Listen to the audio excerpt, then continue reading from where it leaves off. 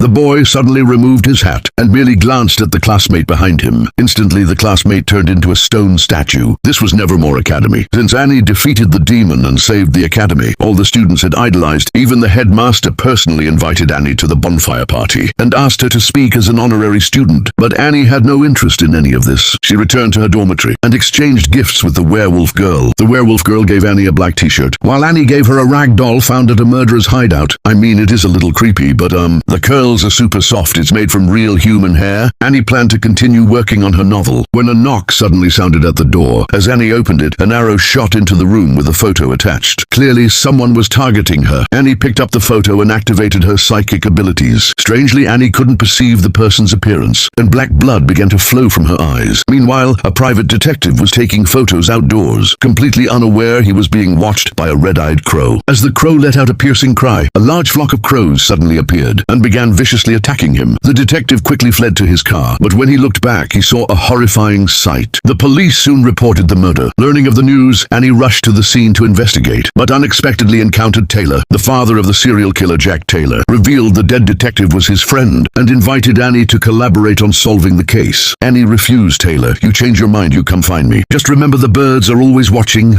Returning to her dorm, Annie discovered the manuscript of her novel was missing. A printed photo of herself and a letter appeared in her printer. The thief informed Annie they would burn her novel at the bonfire party. Annie hurried to the bonfire site and found another note left by the thief. Following the thief's instructions, Annie crawled inside the woodpile. Just then, the headmaster announced the party start and launched a fireball that ignited the woodpile. As the flames reached a wooden bird decoration, the students activated their abilities. Astonishingly, the flaming bird took flight. Fortunately, Annie finally found her manuscript. The headmaster invited Annie to speak on stage, mentioning he had prepared a gift, the poster of Annie laughing. The students applauded, but Annie couldn't accept it. She grabbed a torch and burned the poster. The bonfire party ended early as a result. On the way back to the dorm, the werewolf girl chased after Annie, demanding to know why she ruined the party. But the moment the werewolf girl touched Annie's shoulder, Annie's consciousness suddenly entered a graveyard. Many crows circled overhead, and shockingly one tombstone bore the werewolf girl's name. Back in reality, blood flowed from Annie's eyes again, and her body convulsed violently on the ground. Annie had foreseen a terrifying future.